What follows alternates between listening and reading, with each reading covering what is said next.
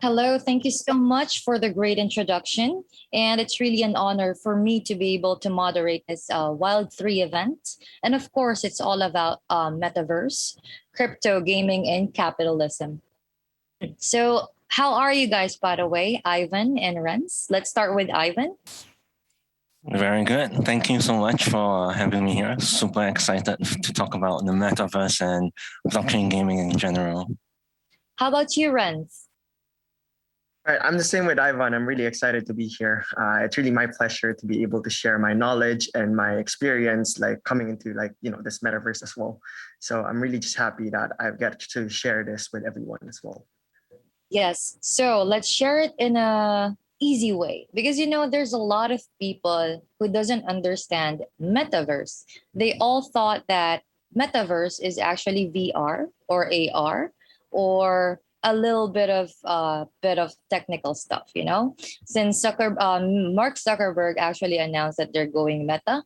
A lot of people realize that it's actually virtual reality, augmented reality. Let's go ahead and talk about it. Okay, so the first question that I have, can you please tell me how can you explain metaverse with a non-crypto native or to the audience? Let's start with Ivan. Well, I think the current definition of metaverse is to focus on AR and VR, which has been around for the longest time. But in essence, metaverse is basically just a gaming environment that is powered by a blockchain, meaning, in the past, you might have games that provide entertainment and social value. And in the blockchain space or in the Web3 space, it's powered by blockchain technology to provide economic and financial infrastructure for games to actually create new virtual economies. Thank you. That's simple enough. That's very precise, to be honest. How about you, Renz? Yep, I think everyone just limits it towards AR and VR, and you guys are right. I think there's a common misconception that it's just limited to that. But if you look at metaverse as a whole, right, it didn't really start with just crypto, right? But blockchain allowed or powered it, and that's why we're experiencing a lot of like these buzzwords at the moment. But for me, it's basically just an immersive experience, right? Allowing you, for example, to connect with people despite not being there, like in front of that person, like in the physical world. But it allows you that immersive experience. It's basically a combination of all of these digital assets, digital worlds that you're able to immerse yourself in, and you're able to participate in that despite not being there, like physically. Well, that's also a good answer, Renz. And there's a lot of misconception. Even those people in the community that we have in Block Tides, Place War, they actually don't know how to understand that. But of course, the internet, before there's a lot of skepticism when it comes to internet, right? I saw a tweet about that. But now, actually, most of the people are actually using the internet, right? Especially this pandemic, right? So there's a lot of people. Actually, I'm thinking of the best metaverse. If why not if we can enable school and then they can own their own NFT avatars for them to be able to customize their school uniforms, their names, and then their grades can be uploaded in the blockchain. That's just one idea that I have. Anyway, let's go to the second question. So, what are you doing, by the way, with the company that you have? Let's start with Ivan again. So for us at Attention, we started the company in 2016, and the vision was to build up the whole gaming ecosystem. Back then, in Southeast Asia, gaming, esports was pretty much non-existent. So we kind of took like an ecosystem strategy to build up our company. So we currently operate in the esports, creator economy, and game publishing space. So about last year, we started looking into the whole Web3 space and see how it actually impacts our business.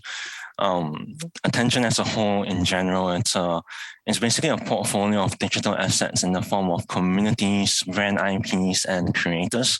So naturally, looking into the Web3 space, into the Metaverse space, and into NFTs, was quite a natural extension. So we started our journey to Web3. We're right now, about to launch our blockchain gaming guild called Verse, and kickstarting the whole journey of transitioning Web2 influence into Web3. Thank you so much for explaining what you do, Ivan. We can connect later. I added you on LinkedIn.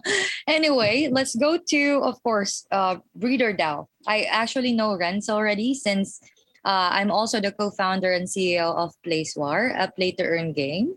And we're pretty much connected since last year. So can you tell us about BreederDAO and how can you impact or help the GameFi as a whole? Sure. So BreederDAO is what we would call like the factory of the metaverse. Here we go again with the metaverse firm, right? What that means essentially is that you can think of us as like an FMCG company, fast-moving consumer goods, similar to P&G, Procter and Gamble, Unilever, and any manufacturing company really. What we do is we produce all of these assets, digital assets though. So instead of like shampoos, like consumer goods, right? We produce digital assets. Right now, we're focused on like gaming because we really believe that gaming is the way to go mainstream. A lot of people aren't actually crypto natives, but they're very much familiar with gaming. And we believe that the road to mass adoption is really gaming. And that's why, in terms of like the creation of these digital assets, we're starting with games, but it's not just going to be limited to that. You can think of us as like a market participant. Breeding, crafting, cloning, all of these things have already existed within the games. And it's not like we're creating a new sets of assets for these games and then integrating them into the metadata. We act as market participants and we basically create like tools centered around optimization and mass production of these assets. So for example, with your case, Myrtle, with PlaceWar, the thing that we're doing is we're crafting and we're combining all of these assets to produce all of these like recipes to be able to produce like the best possible asset that will provide like the best value or best return to a lot of scholars and to a lot of like these guilds. Now, in terms of what value we add, our story really goes back to last year when Axie Infinity skyrocketed. And what we've seen is that the prices of these assets actually specifically jumped from $200 to $800. And that's when we saw like there's a huge gap in the economy. Because for the longest time, the GameFi ecosystem has only been driven by two major participants, the games and the guilds.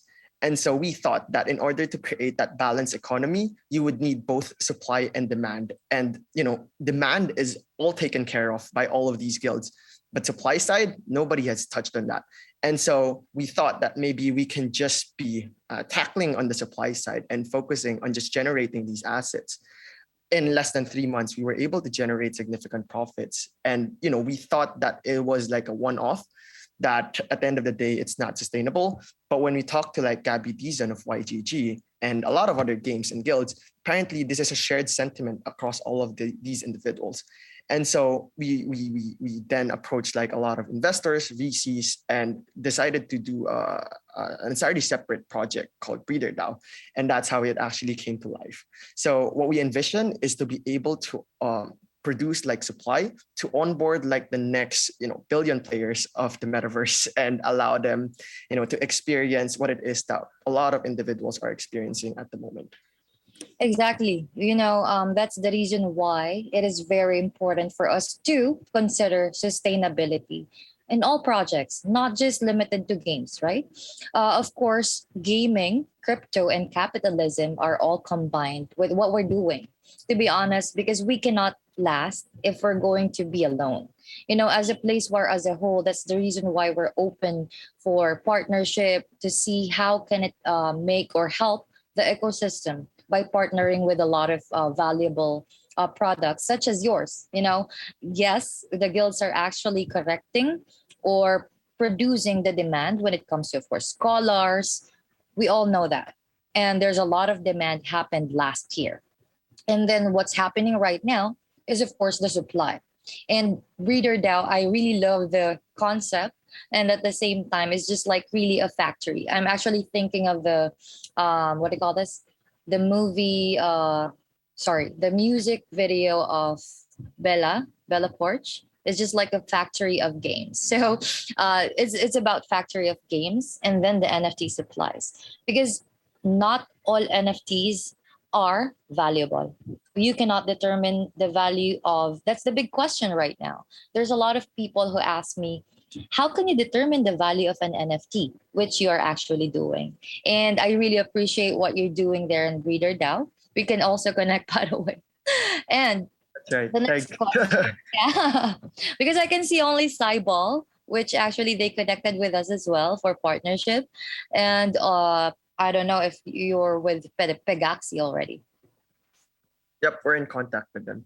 All right. So the next question that I have, this is very important. So what industries aside from gaming will first emerge in the metaverse? Let's start with Ivan. So, given my experience with the esports and gaming industry in Web2, gaming always starts off strong when it comes to player acquisition, but eventually it goes into phase 2 and phase 3 of what a game developer needs, which is player retention and player monetization or conversion. So I believe that as Web3 moves towards a model where it's less about just acquiring players, but more about retaining and also increasing NFT unique token holders, the creator economy, the social networks, I think these are two aspects of Web3 was doing that we at Attention expect to rise in the next 1 or 2 years. Because I mean, for us, as we build the guild out, sure, we can sign scholars and build up our scholarship base, but end of the day, it's about value adding to our stakeholders, which is the game devs, the gamers themselves, and also stakeholders around the gaming economy, which is digital assets and also creators in general. So I do believe, sorry. That's okay. I really love the concept when it comes to connecting also when it comes to the creators. Because, just like what BreederDAO is doing, YGG, and a lot of companies out there, they're also creating creators, when it comes to connecting everything in the metaverse. So when it comes to this, Renz, let me know, what is the industry that's going to boom? Yeah, so I perfectly resonate with Ivan with regards to creators. Precisely by the industry that I would say would adopt like the metaverse first would be the entertainment and media industry. And right now we're already seeing a lot of this. Like, you have record studios like going decentralized, you have content creation like going decentralized, you have streaming platforms going decentralized. And I think ultimately, just because like the value capture is huge and you're able to immerse yourself in that situation more, the emotions become more real and the experience just becomes more real as well. So it's not just limited to your imagination this time around, because you can now feel it. And that it's not just your ears, for example, when you're listening to music. It's also your eyes, it's also your the entirety of the feeling of your body, of your I guess like headspace, right? So it's not just solely pure imagination that you just sit in a corner and then you think through your mind, because right now you're actually seeing it, you can experience it, right? And in the future, you get to actually maybe live there, right? So there's a lot of things, but for me, it's really the entertainment industry. Yes, that's right. Actually, Gala Games is also started before as for the games only, but now they have Gala music, which I was really shocked when they announced that they're partnered with Snoop Dogg, Maroon 5, and a whole lot more. Because it's not very limited, guys, especially for the audience. For example, BreederDAO, maybe they will actually provide or produce something when it comes to music also. Why not? Because again, the metaverse is not just limited to one industry. Because in Place War, we can also integrate something like a different platform. Because part of the development that we have in the last part is the land system, which is basically all designers and enthusiasts. What happened in the Reddit Our Place is actually the concept that we have. So it's not limited. We are connecting everyone, not just the crypto space, but also the traditional people. I call it traditional people. My apologies. But of course, when it comes to connecting everyone here, we make it, it's our responsibility to educate them, because rug pulls are very imminent when it comes to this space, and it's very important for us to be responsible enough to educate them what's happening, because a non-crypto native will be a victim. I'm really sure of that. Right. So that's the reason why we need to take care of them as a responsible human inside the metaverse. So yeah. So next question that I have, let's start with Renz. Let's make it different. So how do you think we can monetize for the applications, just like in BreederDAO, being build in the metaverse or play to earn game? I think the easiest way to monetize like all of these things would be in the form of data. A lot of gamers right now are just entering blindly. Precisely why I, really appreciated that you mentioned that it's our task to educate these individuals, because I see a lot of people, especially since I'm based in the Philippines, and left and right, you see people like entering play to earn after that huge Axie Infinity growth, right? So left and right, you can see people, what's the next play to earn game that I can enter, and then people would randomly suggest like different games that they themselves are holding, right? Because that's natural for people. They would want to shill their bags in a way, right?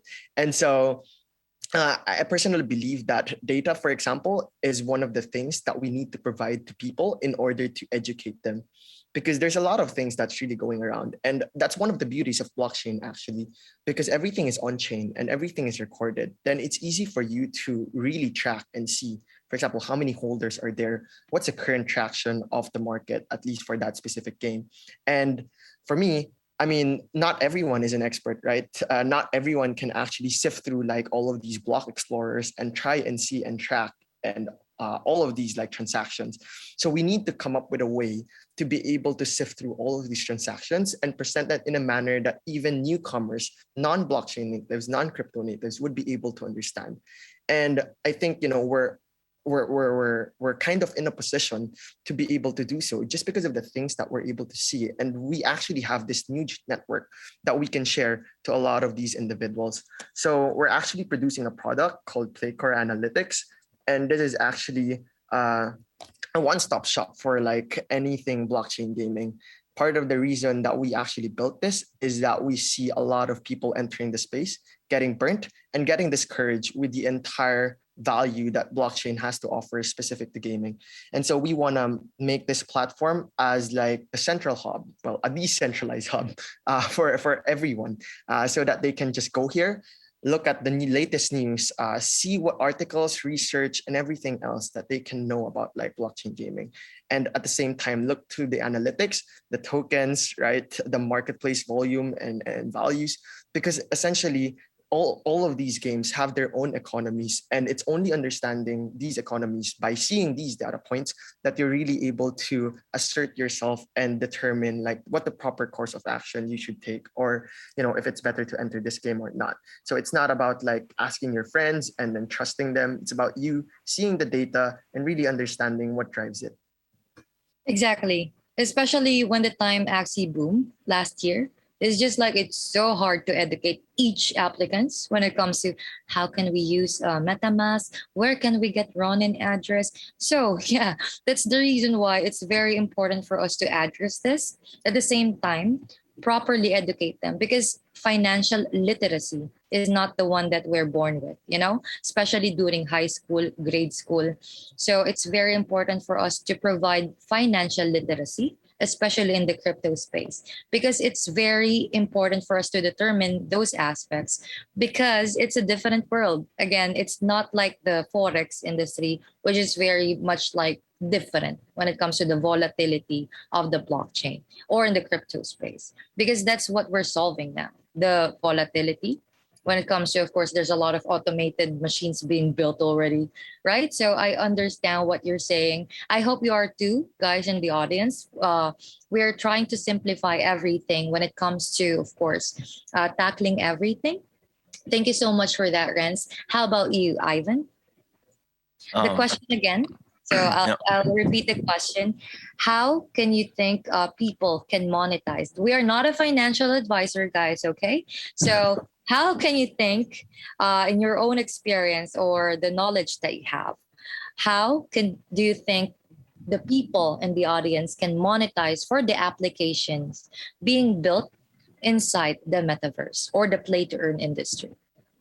I think what Renz said resonates a lot with me. I think education is definitely incredibly important for Web3. I'm not personally building any applications, so I won't give much financial advice there. However, I would share more from an entrepreneur perspective. I think Web3 brings about an entirely new set of tools that entrepreneurs can use. NFTs, DAOs, tokens. I think it's wise to look at these more as tools that an entrepreneur can finally use as a way to build new business models that innovate in, how we provide better value to the end consumer. For example, NFTs in a way allows us to build a network of connected assets.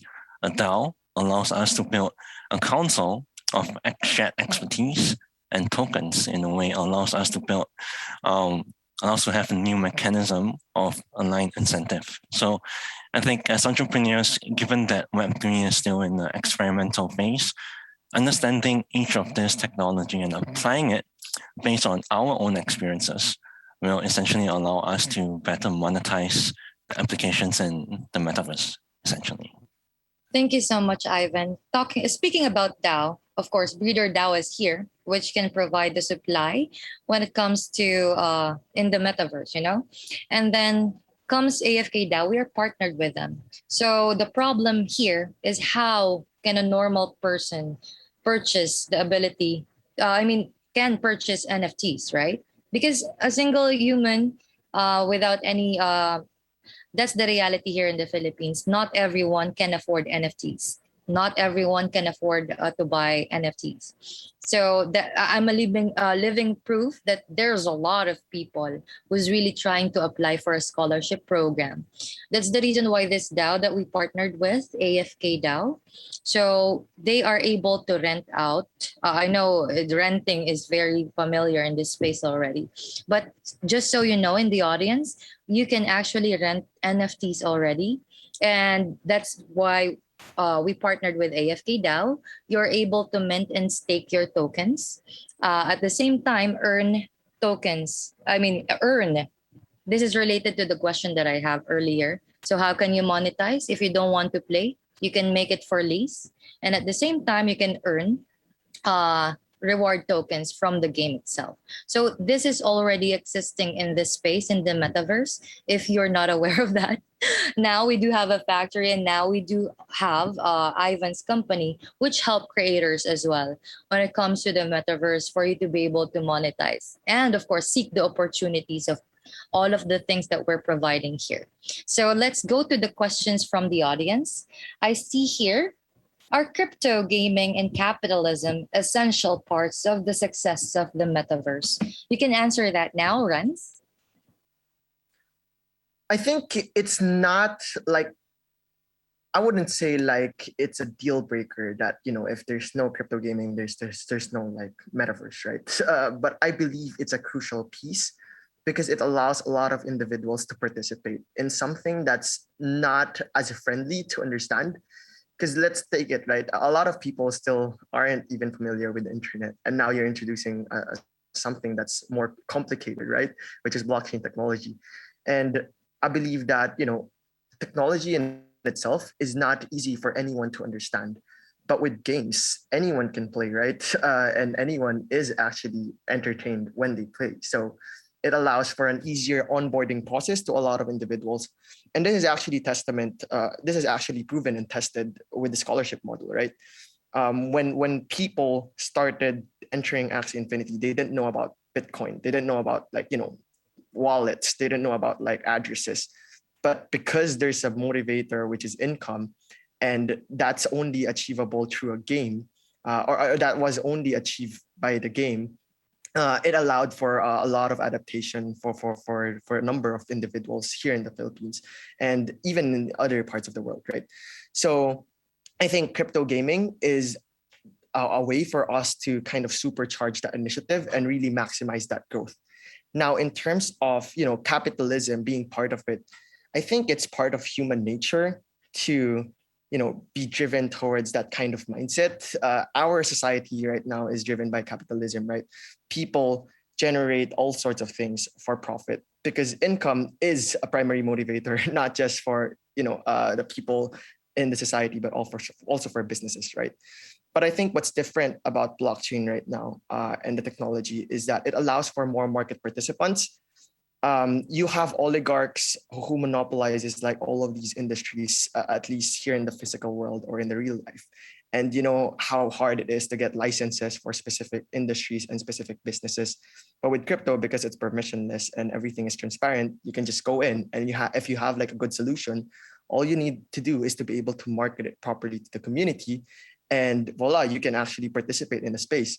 So if you look at BreederDAO, for example, we claim to be the largest factory in the metaverse. But in fact, when we enter these games, the total volume that we're only able to deliver within the market so as not to overflow this is around like 3 to 5%, right? Or maybe as much as like 20%. But it's never like more than half, right? So it's never going to be like over 50%, just because like there's so many people who can participate and everyone can pretty much just enter and go into it. And if you have like a creative solution, then so be it, right? You just need to market it properly to the community. Nice points. I don't actually have a comment on that. Thank you so much, Renz, for pointing that out because it's all about inclusion when it comes to the metaverse. We're building different products at the same time. Let them see the opportunities that we offer. So that's the purpose of that. All you have to do is seek because guys, I am into spirituality. I always say that what you seek is seeking you. All you have to do is open that door. So yeah, this is also connected for me when it comes to the metaverse. So there's a lot of opportunities, products being built every day. It's really fast. The difference, by the way, in the blockchain space, if you missed one day in being online, it's just like there's a lot of things going on already. So that's actually one part which you need to keep up, especially the traditional businesses. That's the reason why we have to address how to bridge that gap when it comes to the businesses that we are all used to. Coming from me, of course, from the BPO industry, there's a huge process when it comes to employment, which blockchain and the metaverse can solve. So let's go to Ivan. Let's listen to him when it comes to, of course, our crypto, gaming, and capitalism, essential parts of the success of the metaverse. I mean, I would say it's part of the success of metaverse, but not so much as like those are going to be key to it. I think gaming, in a way, as Renz rightly pointed out, solves for the distribution part of an economy, right? In any economy that we built, it's about product distribution, and in Web3 you kind of have our token economy that taps onto these two pillars as well. So gaming, creator economy, guilds, I think these are so-called pillars of Web3 that covers the distribution part of things. Now, on the product side, I think that's where we are lacking right now, because once you have distribution, people know of it, people want to come in, but where do they go? So gaming, high quality IPs, actual products, Web3 social, I think these are things that will gradually be built up. And, if these are all done right, essentially you will have a Web3 ecosystem that flourishes together. I think on the part about capitalism, I think the whole idea about the metaverse, at its core, it's about accessibility, right? Gaming enabled people to connect from different corners of the world. I think the metaverse allows people the accessibility to opportunities in any given part of the world. And I think as long as entrepreneurs and builders are building toward that the accessibility and creating an equitable and fair level for all to participate, I think that's fair capitalism that can be created for society. I completely agree with that because just to wrap up this one, we do have still a last question from the audience because I chose that. Of course, we need to actually connect with them So it's very important for us to answer all of their questions. So my take on what Ivan said, well, to be honest, Web3 is made possible for accessibility, interoperability. But of course, we need to remove when it comes to the mindset for us to remove the tribalism when it comes to connecting people. Because that's really the problem nowadays when it comes to the whole world. They want to divide. They want to, when it comes to tribalism, let's just help each other to build a lot of things for us to be able to help in the metaverse to provide value at the same time sustainability and help a lot of people. So the last question here from the audience, GameFi or play to earn games like Axie Infinity are booming. We all know that since 2021. Will this shift the gaming industry like mobile gaming with free to play and gacha models? So we all know Mobile Legends, League of Legends. I play that, by the way. So can you actually, will this industry shift the gaming industry in the MOBA games? That's the question. Let's go with Renz. I wouldn't say like play to earn will necessarily replace like all of these. And I don't believe like it's a zero sum game, right? That if we go with like blockchain technology or like blockchain application to gaming, that gacha and like free to play models will cease to exist. You have all of these like games like Elden Rings, for example, still existing, right? Even if free to play is the dominant like theme of like the industry right now. And Axie Infinity is experiencing this huge growth because people see the value in the technology. And next thing you know, people are even applying that to free to play models. So it's not that it would replace free to play, but it will actually maybe complement it in a way, right? You can mix like free to play with blockchain such that when you have these assets and you want it to become an NFT, then you can pay for it, right? That's like one of the applications that people are already looking at right now. So I don't really think that it will replace it. I think it will actually go hand in hand to that. And it's very early at the moment. Gacha system, if you try to imagine, for example, its application, and when you put like blockchain with that, people are going to be more incentivized to actually use a gacha system because then they get to own these NFTs or these assets, and eventually they can choose to sell it, right? So it's not like they wasted money for a lot in order to just get this character and not own it at the end of the day, right? So what blockchain is doing, it's just allowing you to own your asset, but these all sorts of models like can still apply, like even if we actually go with the application of blockchain technology to this one. So I believe that we're still in our early stages. Play to earn may not be the end state, and I don't believe that play to earn is going to be the end state. Income is a good motivator, but it shouldn't drive or it shouldn't replace the core of gaming, which is driving entertainment for a lot of individuals. I completely agree because it's all about having fun when it comes to games. Just to share, I've also been an Iron ambassador for League of Legends. So just imagine playing 24 hours for you to be able to enjoy. But why not integrate earning or capitalism? Because that's reality. So let's go to Ivan. I think blockchain games and traditional games will still have their own days.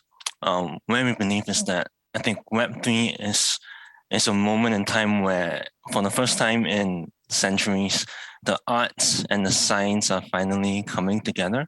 I think in the past, it's always like either you are a science tech bro or you are like a poor artist. Now it's like coming together. So I believe that in Web3 games is basically the combination of the arts when it comes to game design, IP development, and gameplay mechanics combined with the tech of smart contracts, token incentives, DAOs, etc. When these two are combined and new experiences are created when it comes to the gameplay and the whole virtual environment, I think that's where Web3 gaming actually will start to shine. Thank you so much. And that's about it for our session today. And if you actually want to see or follow BreederDAO and, of course, Ivan's company, for creators out there, you can definitely go ahead and check it out. check out Place War as well. We do have a gacha system there, which is crafting. So thank you so much for listening to all of us here, and stay safe and healthy, guys. Thank you so much.